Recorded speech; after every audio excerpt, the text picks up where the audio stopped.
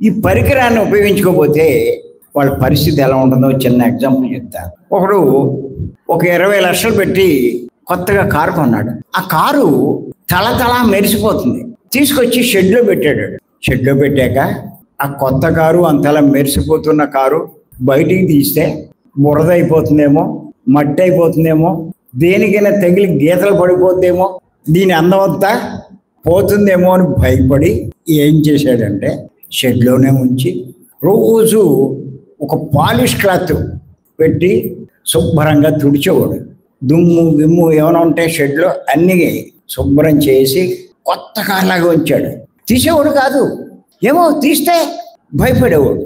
ఒక 5 ఏళ్ళు 10 ఏళ్ళు ఉంచేసాడండి అలా కొత్త కార్ని. 10 ఏళ్ళు అయ్యాక అతను కొడుకు చెప్పాడో ఏమైందో మొత్తం మీద వాడదాం అనుకుంటే దాన్ని ఏ పాట పట్టుకుంటే అది ఊడొచ్చేస్తుంది. తుప్పట్టిపోయింది. అది తలుపు తీస్తే తలుపు ఊడొచ్చేస్తుంది. ఆ సీట్లో కూర్చుంటే సీటు చిరిగిపోతుంది. స్టార్ట్ చేస్తే స్టార్ట్ అవ్వదు, బ్యాటరీ దిగిపోయింది, ఇంక దేనికి పని చేయదు. ఇప్పుడు ఎంతో బాధపడ్డాడు. ఇందులో పెట్టాను, అలాగే ఉంచాను, ఇప్పుడు దేనికి పని చేయట్లేదు.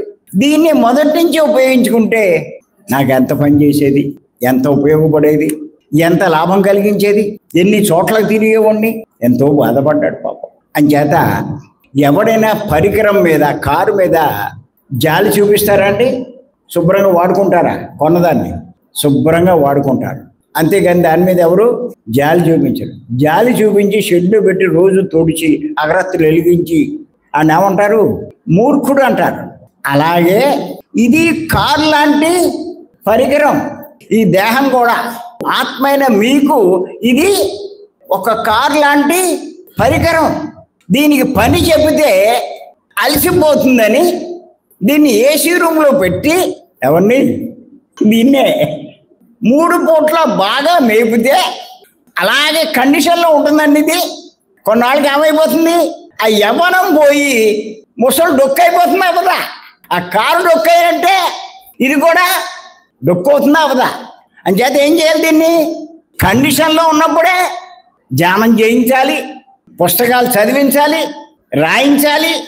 భీమవరం వెళ్తే అలసిపోతుందని ఉన్నారు కొంతమంది, ఇంట్లోనే కూర్చోబెట్టి బాగా మేపుతారు దీన్ని. ఇది కొన్ని దొంగ వేషాలు కూడా వేస్తుంది. ధ్యానం చేయమంటే ఏమంటుంది చెప్పండి? నా వల్ల కాదు అంటది. భోజనం చేయమంటే అబ్బో దానికి రెడీ.